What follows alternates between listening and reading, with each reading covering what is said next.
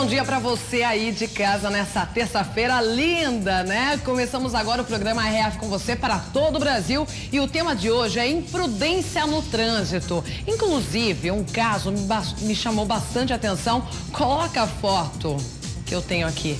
Esse veículo, gente, que está apreendido, inclusive, tem 8 milhões de reais em multas de trânsito. Dá para acreditar?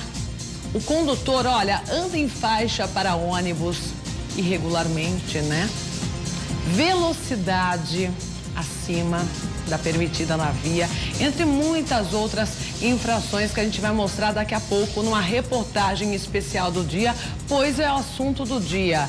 Você tem algum comentário sobre esse assunto a fazer? Como você acha que o brasileiro está dirigindo aí na sua cidade, hein? Como está o trânsito na sua cidade?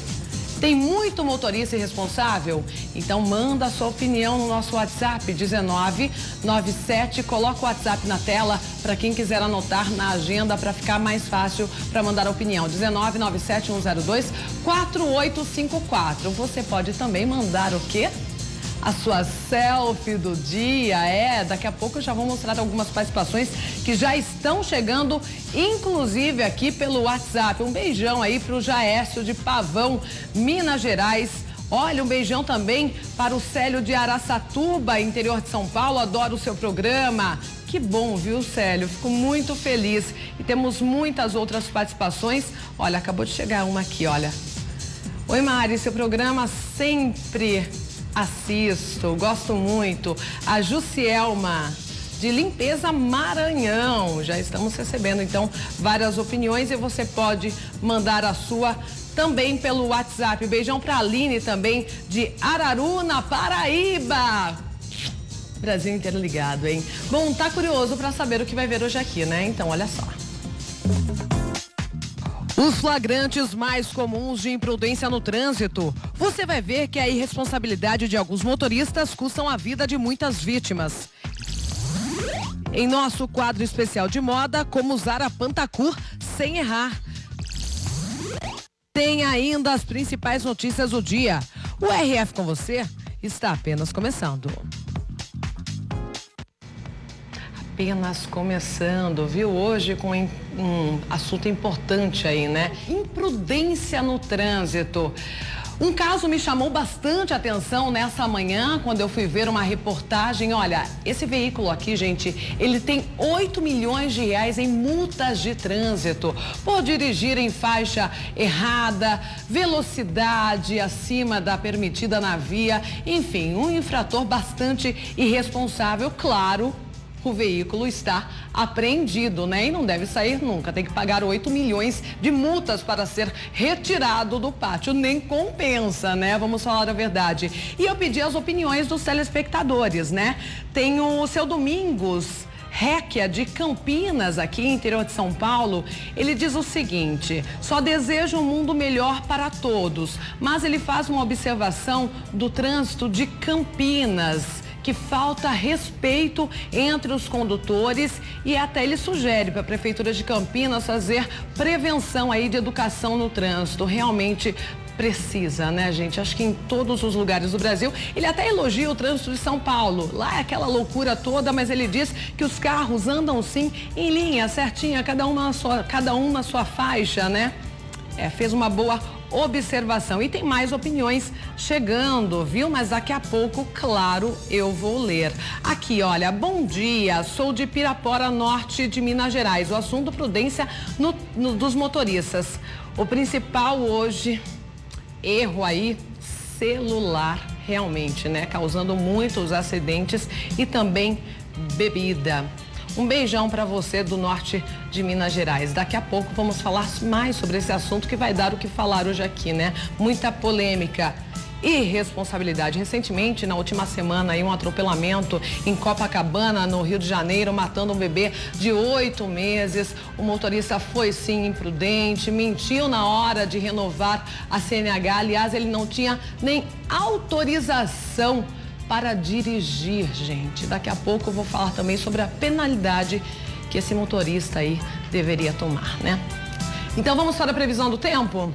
Pode colocar aqui na tela agora. Vamos ver como está o clima em várias partes do Brasil. Hortolândia, previsão de chuva, mínima de 22, máxima de 32 graus. Ribeirão Preto também, previsão de chuva, mínima de 24, máxima de 33 graus. E em Piracicaba, interior de São Paulo, também do ladinho aqui de Limeira, previsão de chuva, mínima de 24, máxima de 32 graus. Agora sim, as principais notícias do dia. Criminosos invadiram uma casa e fizeram um idoso de refém em São Paulo. Um outro morador do local percebeu a ação e chamou a polícia. O idoso descia a escada de casa quando foi rendido pelos criminosos. Armados, eles pegaram a carteira, a corrente e a aliança dele. Um deles subiu as escadas e percebeu a porta trancada. Irritado, eles discutiram. Um outro morador percebeu o assalto, fechou a porta e chamou a polícia. Insatisfeitos, os criminosos colocaram o idoso dentro do carro e saíram. A polícia muito eficazmente, muito rapidamente conseguiu chegar ao local e se depararam e bloquearam a saída desses criminosos. Nesse momento, não tiveram dúvida, ambos os criminosos abriram as portas dos carros e já saíram trocando tiros com a polícia militar. Um dos criminosos foi baleado e morreu no local. O outro, de 18 anos, se entregou e liberou o idoso, que também foi atingido de raspão e recebeu atendimento médico. Além do portão da casa, os tiros acertaram a fachada de um vizinho. As duas armas foram apreendidas. A polícia acredita que a dupla faz parte de uma quadrilha especializada em roubar casas na zona sul de São Paulo. Uma terceira pessoa, que estaria num carro dando cobertura para a ação, está sendo procurada. Praticam essas ações, eles articulam, eles usam veículos de transporte, dependendo dos valores, das quantidades roubadas, eles devem utilizar esse veículo para o transporte das mercadorias roubadas. E olha, um forte esquema de segurança foi montado em razão do julgamento do ex-presidente Lula, que acontece amanhã. Vários serviços tiveram que ser modificados ou até deixaram de funcionar. Por semana, policiais militares e agentes da Força Nacional de Segurança monitoram 24 horas por dia a região do tribunal. A partir do meio-dia desta terça-feira, o acesso às ruas próximas ao prédio será bloqueado. No dia do julgamento, será feita uma triagem para o acesso em toda esta área cercada pela linha amarela. No círculo vermelho, onde fica o TRF-4, o controle será ainda mais rigoroso. O espaço aéreo também vai ficar restrito a aeronaves das forças de segurança. Nós queremos que todos se manifestem, mas compreendam que a sua manifestação não pode prejudicar a vontade de 1.400.000 porto-alegrenses que neste dia vão trabalhar, vão transitar, vão estudar, enfim, tem o seu dia a dia a ser preservado. Nesta terça-feira, as instituições públicas federais que ficam no mesmo quarteirão do tribunal encerram o expediente ao meio-dia e só voltam a funcionar na quinta-feira. A Câmara de Vereadores de Porto Alegre também estará fechada. Os desembargadores que vão julgar o recurso do ex-presidente Lula vão ter o deslocamento de casa até o tribunal, acompanhado pela Polícia Rodoviária Federal. Mas já existe a previsão do uso de um helicóptero para que não haja atraso no início do julgamento. A sessão está marcada para começar às 8h30 da manhã de quarta-feira. Em qualquer país democrático, se espera que o Poder Judiciário fique longe de pressões de qualquer ordem. Lula foi condenado pelo juiz Sérgio Moro a 9 anos e meio de prisão pelos crimes de lavagem de dinheiro e corrupção passiva, no caso do apartamento triplex do Guarujá, no litoral de São Paulo. O ex-presidente é réu em outros 5 processos. E claro, vamos acompanhar esse julgamento amanhã, né? E em Minas Gerais você vai ver os estragos da chuva, mas isso não aconteceu só no estado mineiro não, viu? Os temporais chegaram também ao Rio de Janeiro. Bastaram 30 minutos de chuva. Os ventos chegaram a 50 km por hora. No centro de Belo Horizonte, uma árvore caiu sobre um carro com 4 pessoas dentro. A porta amassou, elas ficaram presas e tiveram que ser retiradas pelos bombeiros. Para remover o tronco, os militares usaram uma motosserra. Na zona sul da cidade, uma árvore foi arrancada pela raiz. Os galhos atingiram 3 veículos. Na região noroeste, uma árvore caiu sobre uma Kombi e um ônibus. Por sorte, ninguém ficou ferido. Aqui no Rio de Janeiro, a região mais prejudicada foi a zona oeste da cidade, onde várias ruas ficaram alagadas, principalmente no bairro de Bangu, onde, de acordo com a prefeitura, choveu no início da noite desta segunda-feira metade de tudo que era esperado para o mês de janeiro. o vento destruiu uma das portas de um shopping. Rapidamente, corredores e lojas ficaram inundados. Um funcionário de uma delas se disse surpreso com um temporal. Aconteceu isso antes aqui? Não sei, eu trabalho aqui há 4 meses. Primeira vez. A água tomou conta das ruas. O trânsito parou. Ônibus ficaram enfileirados, sem poder seguir viagem com as ruas alagadas. Infelizmente, vamos ter que aguardar mesmo a água baixar mais um pouco para poder tentar passar. Ainda na Zona Oeste, no bairro de Padre Miguel, esses 2 carros boiaram na água. No Recreio dos Bandeirantes, um ônibus teve o vidro quebrado por uma árvore que caiu. Sempre acontece, sempre, anos. Eu moro aqui há 16 anos, sempre a gente tem esse tipo de problema aqui. E o laudo final sobre a morte do ministro Teoriza Vasque concluiu que não houve sabotagem na aeronave. O laudo é do Centro de Investigação e Prevenção de Acidentes Aeronáuticos, o CENIPA. No documento foi descartado qualquer tipo de sabotagem. A Força Aérea fez uma lista com o que pode ter provocado a queda do bimotor. A visibilidade estava em apenas 1.500 metros, abaixo dos 5.000 metros exigidos para pousos e decolagens. A investigação identificou que, mesmo sob um possível estresse, o comandante Osmar Rodrigues, considerado experiente, insistiu em pousar. O relatório aponta ainda que o comandante desligou um sistema que auxilia na aproximação da aeronave. Mas, segundo a aeronáutica, não foi essa decisão que provocou a queda. Ela aconteceu na segunda tentativa de se aproximar da pista. O avião não apresentava falha técnica. Gravações feitas pela Caixa Preta sugerem que o piloto estava com um nível alto de ansiedade. Os técnicos do CENIPA não descartam que o comandante possa ter sofrido a chamada desorientação espacial, que atinge o cérebro e causa confusão mental. No momento que o piloto decidiu em prosseguir em condições meteorológicas adversas, o piloto se permitiu se expor a condições propícias à possível influência das ilusões, que são também fatores contribuintes. E as ilusões provavelmente levaram à desorientação espacial, que é mais um fator contribuinte identificado. A pressão dos donos de jatos particulares para que o piloto cumpra a viagem independentemente do mau tempo também foi citada pelo CENIPA. O relatório apresentado primeiramente aos parentes das vítimas recomenda que os pilotos sigam os requisitos mínimos de operação de voos e que sejam melhor treinados para evitar a desorientação espacial. Bom, vamos mudar um pouco de assunto, né? A cantora Ivete Sangalo tem mostrado que não deixa nunca a rotina de exercícios de lado, mesmo durante a gravidez. Mas será que todas as grávidas podem fazer o mesmo? Preste atenção nas dicas. Nas redes sociais, Ivete mostra o desempenho no treino. Grávida de gêmeas e no 8º mês de gestação, a cantora conta ainda que está nadando todos os dias. A gestação pode ser mais tranquila se acompanhada de exercícios físicos. Natália se diz prova disso. Ela treina 3 vezes por semana desde o começo da gravidez e já está quase no final. Tiveram alguns exercícios que a gente deixou de fazer, quando contrai muito o abdômen, mas a maioria deles dá para continuar. A gente diminuiu a carga e alguns a gente faz com o peso do próprio corpo. Natália foi liberada para treinar desde as primeiras semanas porque já malhava pesado antes de engravidar. Para quem não pratica atividade física, o indicado em geral é começar só depois dos 3 primeiros meses de gestação. São vários os exercícios que ajudaram a designer de sobrancelhas a preparar o corpo para as transformações da gravidez.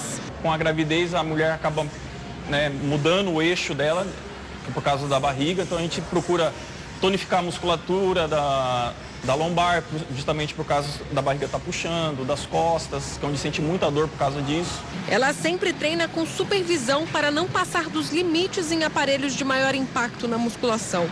Mas há também outras opções que podem ser mais indicadas para quem não está acostumado a pegar peso. Mas são precisos alguns cuidados para não correr o risco de um parto prematuro no momento da atividade física. Além da corrida, exercícios e aparelhos que torçam ou comprimam a barriga não são indicados para gestantes. Essas atividades aumentam a pressão na região do útero. Muita contração, porque a mulher faz muita atividade física. Isso vai estimular, se esse útero tiver muita contratilidade, pode estimular o parto prematuro. Ainda assim, o obstetra explica que não há forma melhor para levar uma gravidez saudável do que se exercitando. Vai ter um intestino melhor, o rim vai funcionar melhor, ela vai conseguir dormir melhor, respirar melhor e automaticamente ela não vai engordar tanto.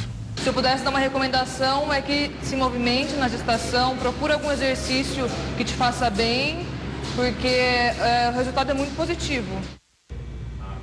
Bom, e o consumo de farinha em excesso na região norte do país pode contribuir para o aparecimento de doenças.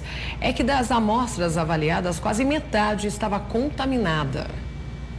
É preciso conhecer bem a procedência da farinha antes de comprar. Uma pesquisa feita em Manaus mostrou que das 30 amostras do alimento avaliadas, 9 estavam contaminadas. É bom o consumidor estar sempre observando as condições que esse alimento está sendo comercializado. O grão faz parte do dia a dia de quem mora aqui na região norte do país. O problema é que o consumo exagerado do alimento pode trazer muitos riscos à saúde. Para você ter uma ideia, o câncer de estômago aqui no Amazonas é mais frequente que no resto do Brasil.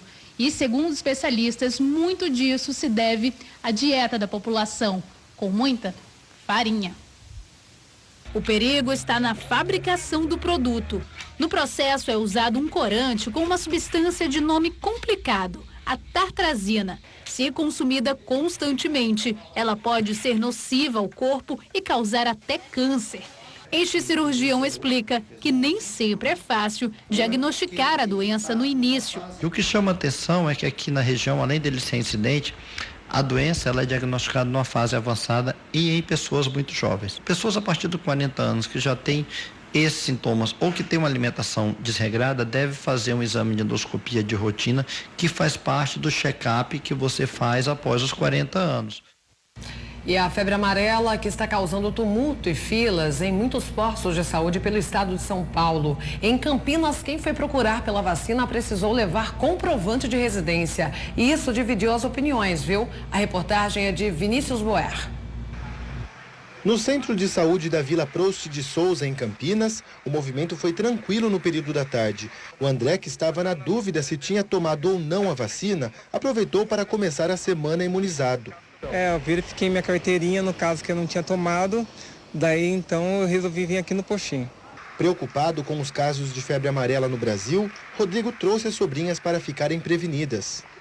A gente viu na televisão que se chega a febre amarela aqui para Campinas e começar os casos, aí vai ficar complicado. Então a gente resolveu vir antes e já tomar a vacina para se prevenir já, antes que venha a doença e complique.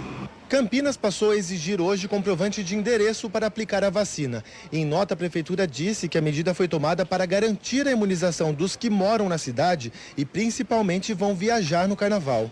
Larissa só descobriu a nova regra no momento em que estava na fila de vacinação. Eu não sabia que tinha que trazer o comprovante, então meu noivo teve que ir em casa buscar, mas aí eu fiquei na fila esperando. Enquanto ele buscava, deu tempo certinho de pegar o comprovante. A exigência divide a opinião dos campineiros. Eu acho viável, sim, eu acho legal. Eu acho que vai beneficiar a população de Campinas. Tinha que ser liberado para todo mundo, independente. Quem mora em Campinas ou não tem direito à vacina. Mais notícias do interior paulista no RF News às 6h30 com Karina. Bom, e o Brasil segue na liderança quando o assunto é a exportação de café. Como se não bastasse isso, nós somos o segundo país que mais consome a bebida. Além de ser o segundo país que mais consome café no mundo, o Brasil é o maior produtor e exportador dos grãos, de acordo com o Conselho dos Exportadores de Café do Brasil. No ano passado, os Estados Unidos mantiveram a liderança como o país que mais comprou o café do Brasil. Em seguida, veio a Alemanha. A China, maior mercado consumidor do mundo, vem aderindo ao costume de beber café por influência do Ocidente. Para este produtor de Santo Antônio do Amparo, no sul de Minas Gerais, o mercado chinês é o mais promissor. O café na China está muito ligado hoje ao luxo. Então é chique beber café, é bacana, é cool beber café. Então é um mercado que a gente aposta muito, ele já é uma realidade para a nossa fazenda, Mas eu acredito que em torno de 5, 6 anos, provavelmente será nosso maior mercado. A fazenda dele produz cafés especiais e exporta grande parte da produção. Por ano, cerca de 6.400 sacas de 60 quilos são vendidas para outros países. E a boa expectativa para a exportação de café este ano ganhou ainda mais força, já que a Companhia Nacional de Abastecimento, a Conab, divulgou que a produção brasileira deve ficar até 30% maior que 2017. A receita gerada pela exportação de café no Brasil no ano passado ultrapassou o equivalente a quase 16 bilhões de reais. E as previsões estão cada vez melhores. Eu vou confessar, eu amo um cafezinho, viu, gente? Essas foram as principais notícias dessa terça-feira. E temos o assunto principal do dia daqui a pouco, né? Vamos falar sobre imprudência no trânsito. Para você que está chegando agora, é o tema principal dessa terça-feira. Pedir opiniões, como anda o trânsito aí na sua cidade, hein? E já estou recebendo. Olha, o Carlos Daniel de Caetes, Pernambuco, acho que os motoristas estão cada vez mais irresponsáveis. Essa é a minha opinião também. Imprudência total, curto e grosso, né? O Elias de Val Rio Novo, Minas Gerais. Eu também tenho essa opinião, daqui a pouco eu vou ler outras aqui também, ok? Mas tudo, gente, porque, olha, esse veículo aqui, ele tem 8 milhões de reais em multas de trânsito, principalmente aí por velocidade. É demais, né? Ou então por andar na faixa de ônibus, entre muitas outras infrações cometidas aí por esse irresponsável, o proprietário desse veículo. Inclusive, uma telespectadora me perguntou, e aí, como fica a CNH? Ele não tem mais CNH, mas pelo visto anda dirigindo ainda para tomar tanta multa assim, não é mesmo? Bom, gente, agora pausa aí nessas notícias, porque eu tenho um recado muito importante para você aí de casa. Prudência no trânsito. Vamos fazer uma blitz na capital paulista. E você já comentou nas redes sociais? Ainda não? Tá perdendo tempo, viu? Saiba disso. Estamos no Facebook, curta a nossa página. Você vai ficar atualizado tudo o que acontece aqui na Rede Família. Basta clicar em curtir, aí você tem todas essas atualizações. Postamos também as matérias do dia e as entrevistas aqui do RF com você. No Instagram, eu amo essa rede social, já estou seguindo a Rede Família também. Você procura por @canal Rede Família, nos encontra lá e começa a seguir. Se você for postar aí qualquer comentário, uma foto assistindo o RF com você, não esquece da nossa hashtag. Coloca na tela exatamente dessa forma, ok? Aí fica mais fácil a gente localizar a sua foto, o seu comentário. Coloca também o WhatsApp para você que quiser mandar a sua selfie do dia. Estou recebendo aqui muitas participações, daqui a pouco, claro, como sempre, vou falar aqui ao vivo e você pode mandar a sua selfie. Nunca esquece, gente, tanto em comentário, pergunta ou foto, de mandar o seu nome e a sua cidade, senão a gente não consegue colocar aqui, exibir a foto, ok? Bom, na semana passada, um acidente em Copacabana, no Rio de Janeiro, chamou a atenção do Brasil e do mundo, né? O motorista, que não possuía permissão para dirigir, pois estava com a CNH suspensa desde 2014, atropelou 17 pessoas, entre as vítimas uma fatal, um bebê de 8 meses. Uma outra vítima, um australiano, continua em estado grave. Além do motorista não estar habilitado, um outro agravante. Ele mentiu no momento de renovar a carta. Disse que não sofria nenhum problema de saúde. O acidente aconteceu depois que ele sofreu, sim, uma crise de epilepsia. A pergunta é: até quando vamos ter motoristas irresponsáveis no trânsito? Até quando, gente? Não respeitando as leis de trânsito, conduzindo um veículo embriagado. Total desrespeito, né? Mais uma pergunta: até quando teremos motoristas irresponsáveis nesse trânsito? E tem penalidade, sim, para quem conduzir um veículo, gente, sem CNH. Nós sabemos, né? Quem vai tirar carta fica sabendo de todas as leis. Coloca na tela aqui, porque eu quero mais uma vez retomar esse assunto. Olha, o artigo 162 Para dirigir um veículo, a pessoa precisa estar habilitada, sem possuir carteira nacional de habilitação, permissão para dirigir ou autorização para conduzir ciclomotor. O que acontece, a infração é gravíssima. Penalidade, multa 3 vezes. Fui pesquisar, chega aí a quase R$900. Medida administrativa, retenção do veículo até a apresentação de condutor habilitado.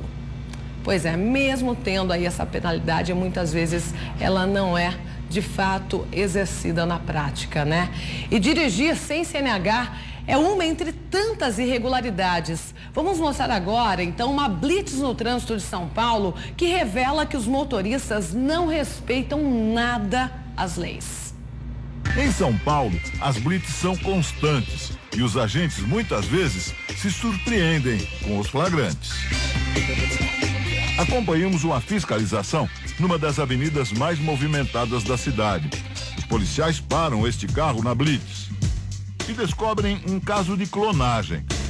Repare que a placa é de Brasília, mas a tarja em cima é do Piauí.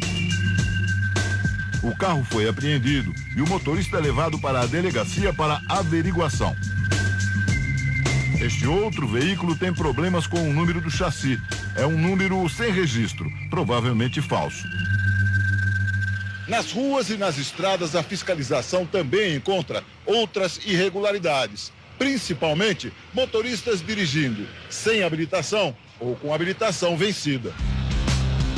Agentes da Polícia Rodoviária Federal resolveram parar alguns veículos nessa rodovia a 40 quilômetros da capital. Em pouco mais de 1 hora, eles encontraram um senhor de motocicleta, sem habilitação e sem a documentação da moto. Vou te dar um recibo que eu tô apreendendo a moto, tá? Com esse recibo, o senhor vai ter que fazer o licenciamento dela, 2017, tá? Vai ter que lacrar a placa e arrumar um condutor habilitado para tirar ela daqui. Trabalho de pedreiro, tô parado, eu tenho vontade de tirar, senhor, mas tô parado, não tem condição ainda. Os policiais também pararam esses amigos. Um deles dirigia com habilitação suspensa por ter ultrapassado os 20 pontos. O rapaz alegou que não tinha sido informado que a habilitação estava suspensa. Fiquei sabendo aqui agora, que não chegou a carta que ele falou ali, né, da administrativa. Né? Hoje em dia, quando a gente fala de habilitação, a CNH, a gente está encontrando muito aqui no nosso trecho. Condutores, tá, a bordo de veículo, com carta suspensa, cassada. Um dos amigos com habilitação válida vai assumir o comando e eles vão seguir viagem. Eu que vou continuar a viagem nossa aí, fazer essa aventura nossa que a gente tá querendo aí. Um dos policiais nos mostra que as equipes contam com um aplicativo especial no celular. Através da placa dos veículos, o sistema indica se há irregularidades. Por isso, às vezes, a gente passa em frente a uma fiscalização e vê os policiais manuseando o celular ali, mas, na verdade, aquilo está se usando para consultar os veículos, para fazer a checagem de tudo que está acontecendo. A nossa ideia é usar a tecnologia para multiplicar. Aquele único policial, aquela dupla de policiais, passa a valer por 10 quando você passa a usar os recursos tecnológicos a favor da fiscalização policial. Com tantas multas, o presidente da Comissão de Trânsito da OAB de São Paulo garante que há muito dinheiro que poderia ser utilizado para melhorar o trânsito. Segundo ele, só na capital paulista são 5 bilhões de reais. Toda a multa aplicada no território nacional deve ser repassada necessariamente para a fiscalização de trânsito. São alguns bilhões de reais. Não é milhões, bilhões de reais que são arrecadados o ano inteiro, que nós deveríamos ter a melhor fiscalização do mundo, o melhor asfalto do mundo, as melhores estradas do mundo, e não podíamos ter o número de acidentes que nós temos, pelo número de dinheiro que se arrecada com o mundo. Mas existe uma boa quantia que nem sequer saiu do bolso dos infratores. 1 milhão, 8 milhões, 25 milhões. Valores exorbitantes, reunidos nos pátios do Detran, Departamento de Trânsito do Estado de São Paulo. São as multas milionárias de veículos apreendidos em fiscalizações. Só nos 5 espaços da capital paulista estão mais de 20 mil carros. Muitos vão para leilão por terem sido multados milhares de vezes. Um dos últimos campeões de multas apreendido foi essa picape prata. Ela foi retida porque os policiais verificaram que o dono deve quase 8 milhões de reais em multas. O carro foi apreendido há um mês, vale cerca de 15 mil reais. Já as quase 1.600 multas somam 7 milhões 987 mil reais. São por não obedecer rodízio, trafegar em faixa de ônibus e também por excesso de velocidade. Nós encontramos apenas o antigo dono. Ele hoje mora em Jaguariúna, interior de São Paulo, e garante que vendeu o veículo há 6 anos. Vendi, levei ao cartório, foi reconhecido firma. Tá aí tudo no próprio cartório da cidade. De qualquer forma, isso acaba aparecendo seu nome. É uma dor de cabeça, né? Ainda bem que eu fiz o comunicado e tenho o documento. No começo do ano, o Detran descobriu que havia no estado 280 veículos com multas acima de 1 milhão de reais. Até agora, foram apreendidos 73 e muitos com valores bem acima do que a picape prata. Uma semana antes dela ter sido apreendida, os policiais detiveram esse carro que somou em multas mais de 25 milhões de reais. 3 vezes mais do que a picape. É um utilitário ano 2008 que vale hoje cerca de 20 mil reais. Foi retido na zona leste de São Paulo e tem 2.278 multas. Nós fomos até a casa de quem seria o proprietário. Ele não mora mais aqui. E a informação é de que ele hoje vive no Paraná. Nós tentamos contato por telefone, mas ninguém atende. Como esses veículos chegaram a valores tão altos? O diretor-presidente do Detran explica que os donos quase sempre são empresas que não indicam os motoristas, o que aumenta o valor das multas. Toda vez que ela comete uma infração, ela tem que fazer a indicação do condutor. Quando ela não faz, essa multa ela é multiplicada pelo número de vezes que ela foi cometida nos últimos 12 meses. Então, por exemplo, se ela cometeu 10 vezes o excesso de velocidade, essa multa vai ser multiplicada por 10. Os proprietários dos veículos apreendidos têm 60 dias para quitar a dívida e retirá-los dos pátios do Detran. Mas quando o valor das multas é muito maior do que o valor do veículo apreendido, isso não acontece. Há um leilão do carro e o valor obtido é abatido do total de multas. A partir daí, começa uma batalha para o Estado receber o altíssimo valor da dívida. O Estado demora muitos anos para tomar esta atitude, fazendo com que aquele indivíduo ande aí por 4, 5, 6 anos ou até mais disso, com um carro que não poderia estar rodando, 2, com dívidas impagáveis, quando ele podia ter sido apreendido através de uma penhora, leiloado, vendido e aí sim, com o produto da venda, ressarcido os cofres públicos. O advogado considera que o Estado deveria se preocupar mais com esses devedores de multas milionárias, porque eles também representam um risco para a população. Se esse indivíduo não paga os impostos, ele não deve ter manutenção, pneu, careca, não deve ter freios, não deve ter seguro, não deve ter absolutamente nada. Está rodando. Nossas equipes flagraram também carros muito antigos e mal conservados, circulando normalmente. Principalmente na periferia da cidade, onde a fiscalização é menos efetiva. Este carro não tem luz de freio. O motorista também não aciona a seta ao fazer essa conversão, que por sinal é proibida. O lado direito da frente do carro não existe. Este outro carro enguiçou. De longe, nossa equipe flagra detalhes do carro. A porta está soldada, sem maçaneta, e ainda é possível ver uma grade. O carro foi transformado numa pequena picape para transportar ferro velho. E chama tanta atenção que uma pessoa resolve fotografar. Perguntamos ao dono como ele montou esse carro. O pessoal não está dando a carro assim, não? Não, não acho não. Não? Para. Sério, não? Tem que sair, né, cara? Este ano, o Conselho Nacional de Trânsito publicou uma nova norma. Veículos sem licenciamento há mais de 10 anos e com mais de 25 anos de fabricação poderão ter uma baixa automática. Antes, a baixa do registro era feita apenas em casos de veículos irrecuperáveis, desmontados, com perda total ou então vendidos como sucata. Enquanto isso, condutores irregulares e carros sem condição continuam a circular e colocam motoristas e pedestres em risco. Olha, a opinião do Carlos de Campinas, um carro vira uma verdadeira arma na mão de motoristas como esses.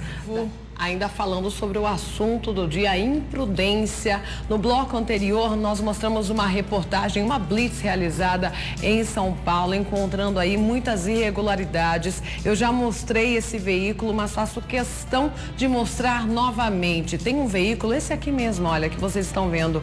Ele tem, gente, 8 milhões de reais em multas de trânsito. Várias infrações. Bom, para retirar o veículo do pátio tem que fazer o quê? Pagar a multa, 8 milhões. Não dá, né? Não compensa, não é verdade? E agora nós temos aqui flagrantes absurdos de um pai que incentiva uma criança a dirigir um caminhão. Vamos ver, não dá nem para acreditar. As imagens gravadas com o celular impressionam. Uma criança de aproximadamente 8 anos dirige um caminhão carregado. O garoto está sem cinto de segurança e mal consegue alcançar os pedais do veículo. É possível ver a rodovia e, em seguida, o autor da gravação. O pai do menino, um caminhoneiro que aparece sentado no banco do carona. As imagens foram divulgadas na internet pelo próprio caminhoneiro e causaram muita polêmica. Ei, bicho! Que baita visão, hein? Presta atenção aí, meu irmão. O pai pede para o filho aumentar a velocidade do caminhão. Ei, acelera essa derivada aí que é nóis. É nóis. Filho de peixe. O pai ironiza. A guarda municipal não vale nada, é café com leite. Vamos lá descarregar, fazer o quê? Tem culpa de Samuel, mano, quero descarregar sábado de tarde eu tô em off, meu irmão. Olha o exemplo que esse pai dá para esse filho, gente. Por isso, uma criança dessa é um motorista irresponsável no futuro. Será que é por isso que temos tantos motoristas irresponsáveis pelas ruas? Os pais que de repente ensinam, incentivam os filhos a já crescerem dirigindo aí com tanta imprudência? É um assunto para se pensar, né? Para se refletir aí.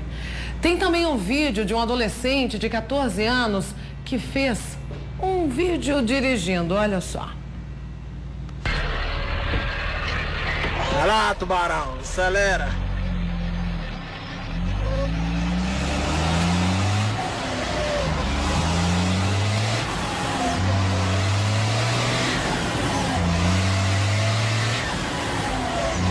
A curva, isso passa por cá.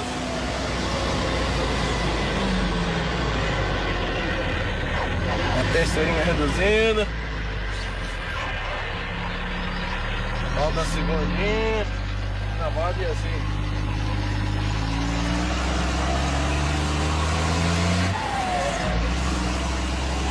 E aí, tubarão? Conversa no rádio aí, ué.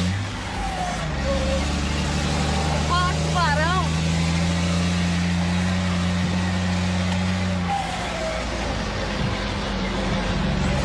Tubarão acelerando o azulão na pressão, vai vindo muita bagaça. Pressão que é só na alta.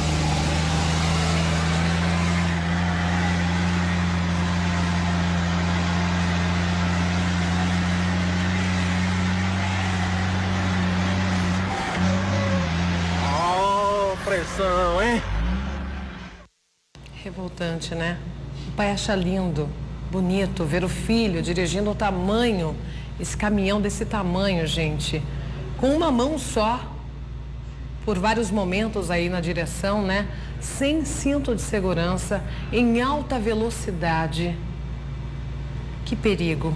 Ainda causa um acidente e mata aí uma família, né? E tem ainda um outro caso. Aliás, existem vários vídeos como esse na internet, viu? Assim como as brigas chamam a atenção também.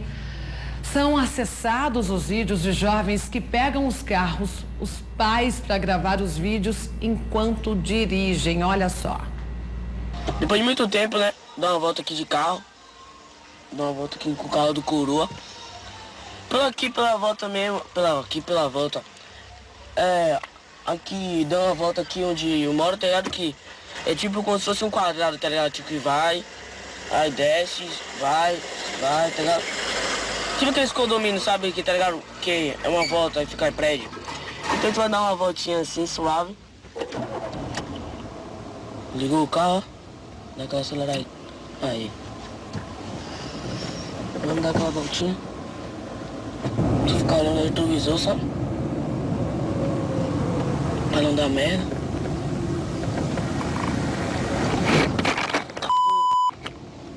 Dá pra câmera não cair, essa câmera não é minha. Pode dar.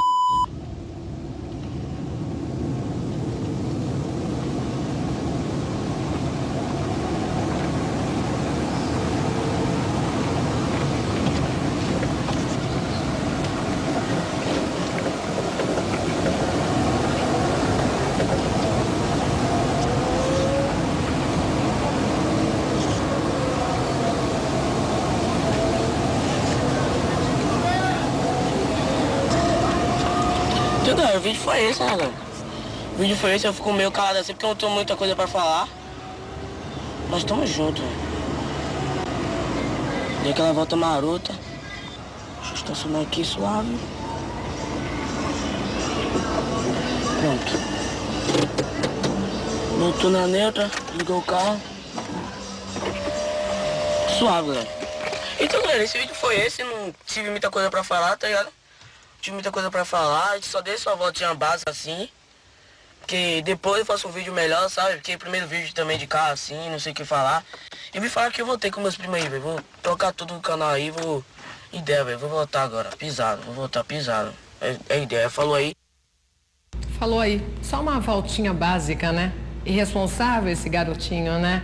Falando em adolescente irresponsável, na semana passada aqui em Limeira, perto de casa, inclusive, um acidente com um carro. Quem dirigia? Um adolescente de 16 anos. Ele perdeu o controle numa descida.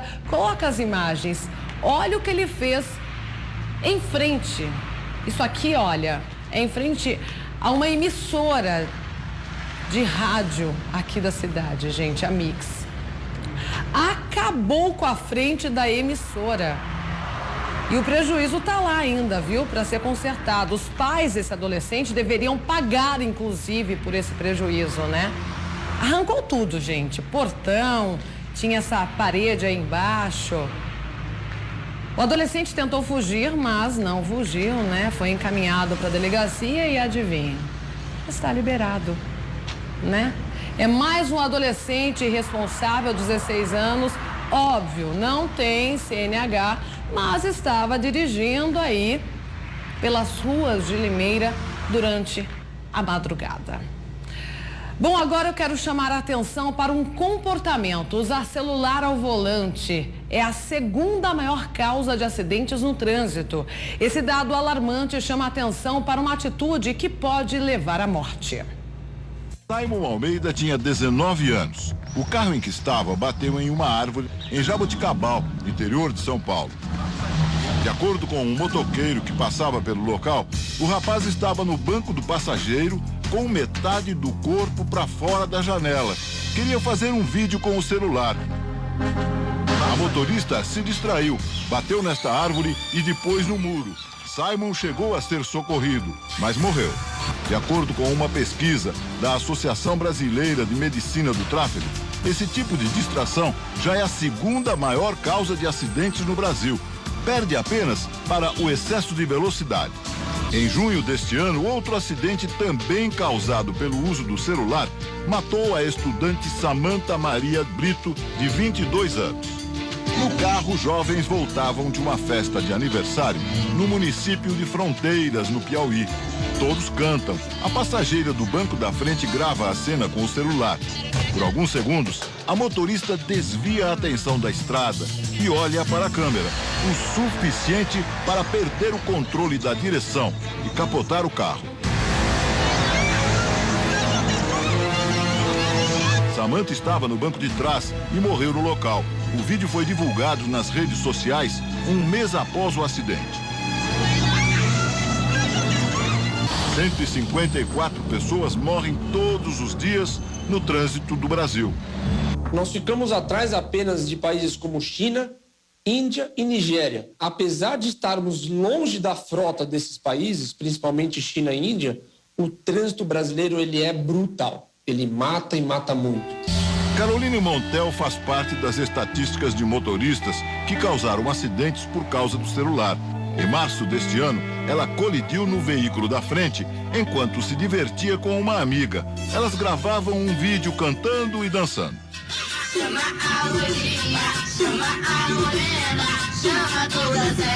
E aí, a gente tava andando na rua, só que assim, não tinha trânsito. Segurou. Ela tava segurando o meu celular. E aí, assim, não tinha trânsito na rua. Eu vi que não tinha como eu bater no carro da frente. Mas não foi isso que aconteceu. Eu me distraí e ele freou muito rápido. E aí, quando eu vi que eu tava em cima dele, eu só joguei um pouquinho pro lado pra não me pegar de frente. Caroline e a amiga não se machucaram. O vídeo foi parar na internet e já tem mais de 3 milhões de visualizações. Viemos até o autódromo de Interlagos para testar na prática o que o uso do celular pode causar. Roberto Manzini é piloto e especialista em segurança veicular. Ele é quem vai estar na direção. Nós vamos passar a 60 km por hora pelos primeiros cones. Colocamos um obstáculo no meio do caminho. Ele representa outro carro, moto ou um pedestre. Então vamos lá, quando passar pelos dois cones, você 0102. 0102? 0102? Já era.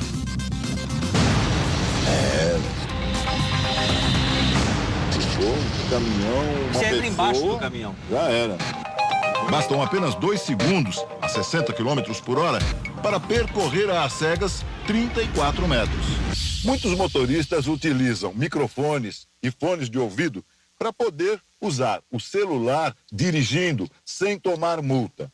Outros utilizam já um sistema mais moderno chamado Bluetooth, que liga diretamente o celular ao multimídia do veículo. Com isso, a pessoa pode fazer ligação, pode receber ligação sem dar muita atenção, Por exemplo, agora eu pedi pro rapaz ligar para mim, não tô mexendo em nada, tô dirigindo normalmente, só boto o dedo aqui, pronto, tal, alô? Alô, Afonso? Você tá me ouvindo bem? Ok. Maravilha, então. Pois é, mas acontece que os especialistas garantem, mesmo assim, o risco de graves acidentes permanece. É uma situação que, infelizmente, seja o Bluetooth ou o fone de ouvido, por mais que as nossas mãos estejam no volante, o conteúdo da conversa naturalmente conduz a uma atenção à conversa e não àquilo que estamos dirigindo. Dirigir segurando o celular é considerada infração gravíssima. Falar ao celular usando o Bluetooth também é proibido, coisa que muita gente nem sabe. Neste caso, a infração é considerada média. Os motoqueiros também se arriscam com os celulares. Neste flagrante, o rapaz digita enquanto pilota a moto. Outros costumam colocar o aparelho no capacete para atender às ligações. E não é só quem pilota. Os pedestres também contribuem para os acidentes. É fácil encontrar pessoas caminhando e até atravessando a rua, falando ou olhando para a tela do celular, sem prestar atenção no trânsito. De acordo com pesquisa da Sociedade Brasileira de Traumatologia e Ortopedia, os celulares são a terceira causa de atropelamentos causados pelo pedestre. Eles só perdem para os casos em que a pessoa não olha para os lados ao atravessar ou atravessa com o farol aberto para os motoristas. Repare nessa mulher. Ela não tira os olhos do celular ao cruzar a avenida. É atingida por um carro. O acidente aconteceu em Ponta Grossa, no Paraná.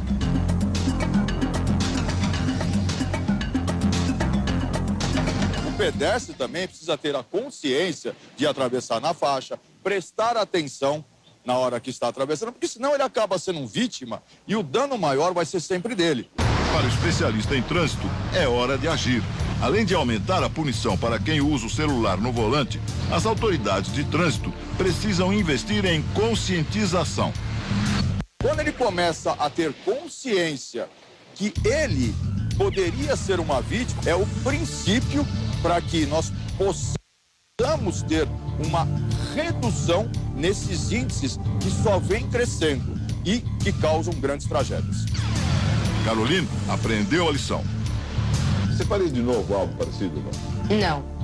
Não. Não? E atender uma chamada, usar o celular, não. Você usaria? Não. Por que tudo isso?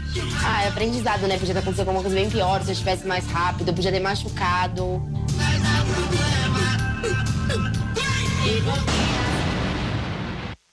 Infelizmente, o ser humano só aprende depois que acontece aí algo na vida, né? Infelizmente. Agora, os flagrantes de selvageria em vários níveis. Esses vídeos se multiplicam na internet e tem milhões de acessos, viu? Por que será que as pessoas gostam tanto de ver isso? Bom, para começar, a luta entre homens pode colocar. Você vai ver aí, ó, que uma mulher grita desesperada para chamar a polícia, mas em volta ninguém faz nada. Um verdadeiro ringue, todo mundo presta atenção na briga e não separa, não chama a polícia, não faz nada. Um verdadeiro absurdo, né? Parece que as pessoas gostam disso, de ver isso, né? Violência. Agora, outro flagrante da violência de um motociclista. Pode colocar as imagens. Ele aparece aí, ó, para a moto, chuta o veículo do motorista que o teria fechado em uma rodovia. Olha a violência. Depois, outros motociclistas, gente, acabam participando da agressão. Defendendo aí esse motociclista que parou para agredir o motorista. Enfim, é uma selvageria, né? Como eu já disse, um verdadeiro ringue, né? Ninguém respeita ninguém. O ser humano está assim nas ruas das nossas cidades. Em um outro vídeo, um grupo aparece assistindo um motorista batendo um caminhão contra outro em um posto de combustíveis. Vamos ver.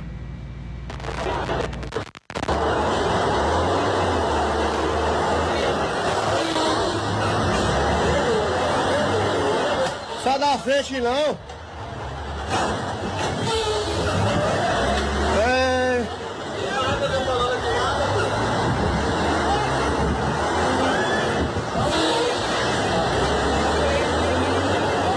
Sai da frente não, sacão!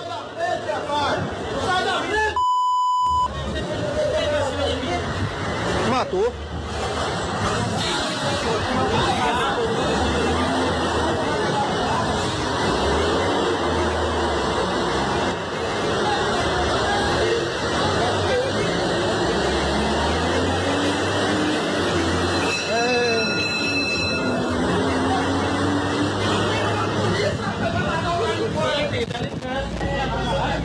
Eu assisto um vídeo desses aí e penso, que planeta nós vivemos? Me diz, como pode, gente? Ninguém tem respeito pelo próximo. Em um outro vídeo, a briga é na esquina de um bar. O motorista acaba fechando o outro que bateu no carro dele e parte para a agressão. Ele não vai deixar ele fugir, cara. Embaixo e atrás nunca tem razão. Nunca não. Olha, trancou. Rapaz, vai dar briga.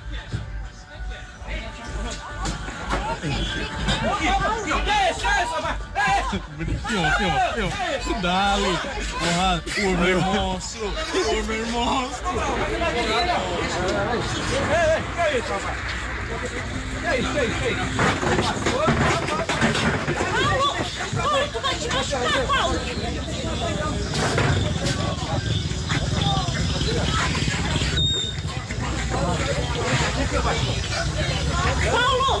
Paulo, vem pra cá! O que é? Acho que é macho na puta. Acho que é o quê? Olha, eu nem gosto de mostrar, claro, violência, brigas desse tipo. Eu acho que o Brasil já está tão violento aí, né? Com morte e tudo mais, arma de fogo. Mas, enfim, a gente precisa mostrar essa realidade, essa falta de respeito entre o ser humano, para ver se a gente aprende um pouquinho mais, né? A gente precisa ter a consciência que é necessário, sim, ter paciência para dirigir e respeitar o outro motorista. A gente não sabe se de repente o motorista que está na nossa frente, que fez o carro morrer e você ficou atrás buzinando, a gente não sabe, de repente é uma pessoa que acabou de tirar a CNH, né, gente? Daí começa aquele rolo, aquela discussão, de repente parte para agressão de forma desnecessária. Cenas que me revoltam e revoltam também a todos vocês. Temos mais opiniões aqui. Olha, o Jorge da Kombi de Gravatá, Pernambuco, simplesmente sem noção e absurdas essas cenas de selvageria, desses péssimos exemplos desses motoristas. Tamo junto, viu? Também tenho a mesma opinião. Falta de amor ao próximo, misericórdia. A Glória de Itabaianinha, ela ficou bastante revoltada ao ver porque a filha dela morreu por causa de um motorista também irresponsável. Deveria ter uma lei mais dura, mais severa, porque muitas famílias vão chorar ainda. Ela até comenta sobre essas cenas aqui, ó. Nós mostramos um verdadeiro ringue, onde os outros motoristas ao redor, gente, ainda param para ver e não fazem nada. Gostam de ver as brigas. Inclusive, temos mais uma opinião aqui, olha, a Eliane Jardim de Caraí, Minas Gerais. Tá faltando Jesus no coração de todos, com certeza. Bom, gente, mudando de assunto, vamos falar de coisa mais leve também, né? Precisamos aqui no RF com você, né? Chegou a hora de mais um quadro de moda aqui no RF com você. Dicas de como usar a calça Pantacur com Tati Medeiros.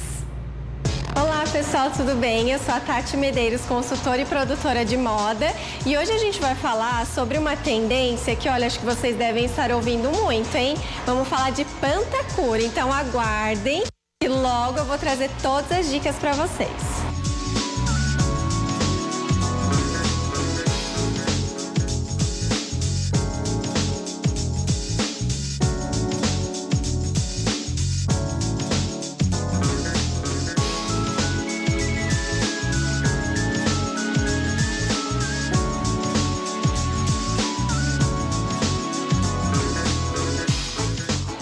Você sabe o que é esse tipo de roupa que está dominando todas as ruas, os looks das mais fashionistas?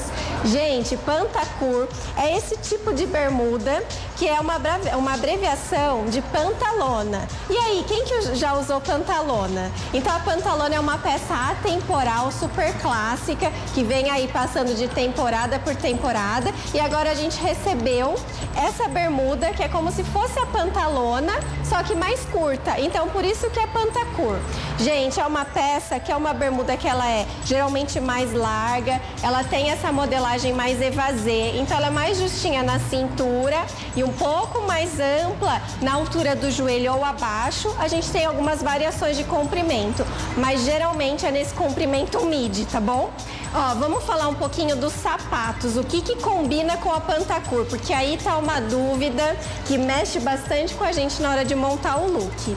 Ó, então a Pantacur, ela é uma peça que ela vai do clássico ao despojado, dependendo do que a gente combina. Então, se eu combinar, por exemplo, com essa sandália, que ela é um modelo super clássico, elegantérrimo, então tem o salto fino, salto alto, tem as tiras e também tem o tecido, que é o cetim super elegante. Então a gente tem uma peça que ela tem o clássico, e ela também tem um pouquinho do despojado, porque essas tiras trazem um frescor, deixa o peito do pé livre, isso fica muito elegante. E aí a gente pode usar com a Pantacur se ela for um pouquinho mais curta, tá? Então esse modelo de Pantacur que eu tô usando, ele cai super bem com uma sandália que tem as tiras no peito do pé.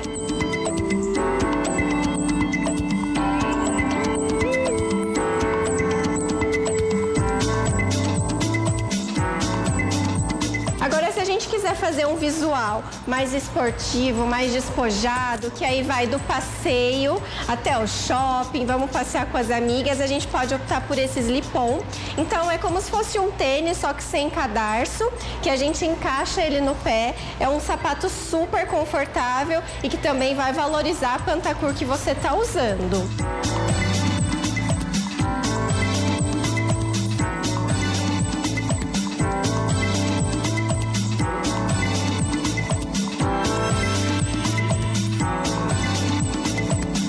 Agora, se a gente quer optar por um sapato que ele traz essa elegância de uma maneira confortável, a gente pode ir para a classe dos mules. Gente, olha que coisa mais linda esse modelo. Então, ele traz o clássico, a elegância com esse laço, uma feminilidade a mais para a produção, deixa o peito do pé livre, então dá aquela alongada na silhueta, que também é super bacana para a gente usar com a Pantacur.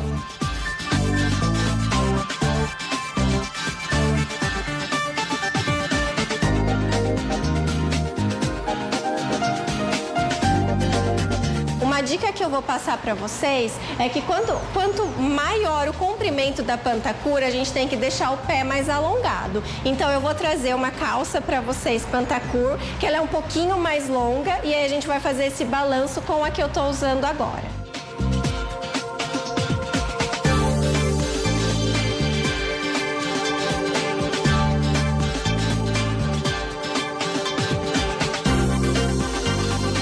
Pessoal, ó, falamos da Pantacur mais curtinha e agora eu trouxe esse modelo para vocês que ele ajuda a dar aquela alongada, ó.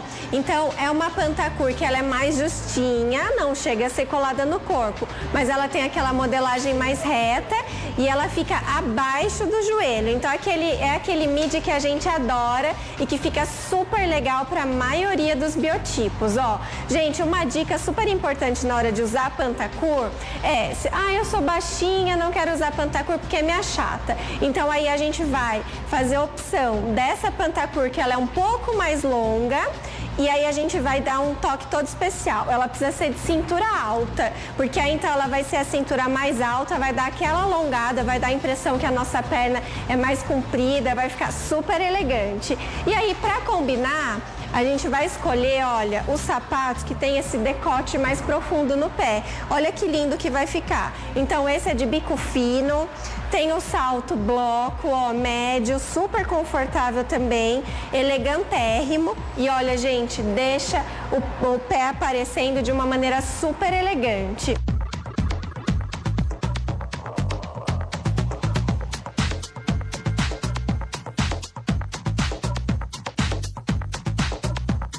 Quero usar com um look mais confortável, mais descontraído, então eu posso fazer a opção, ó, desse tamanco lindo que também tem o decote bem profundo, fica maravilhoso. E é um nude, né, gente? Nude é nude e vem com tudo. Então os tons que ficam bem próximo do tom da nossa pele tá super em alta e ajuda a dar aquela alongada.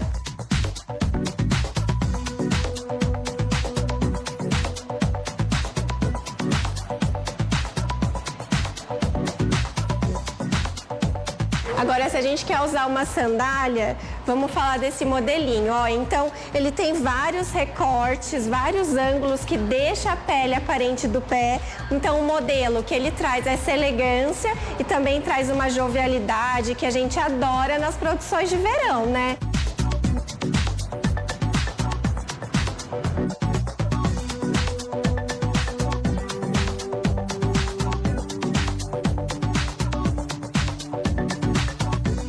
Sério, não é tão difícil assim usar Pantacur.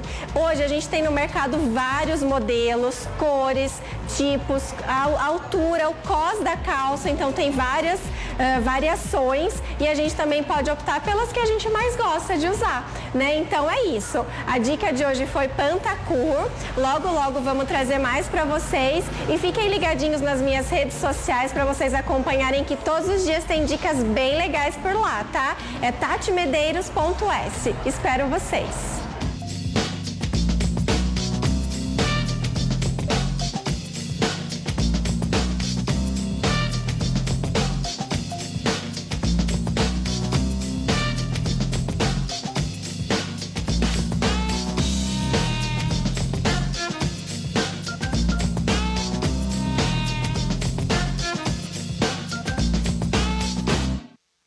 Obrigada, Tati. Adoro suas dicas, viu? Bom, gente, agora é o momento das participações, mas a produção já disse, deu por hoje. Amanhã vou mostrar. Se você mandou foto, fique ligadinho no programa de amanhã. Eu abro já mostrando a sua foto, ok? Tchau, tchau. Até amanhã.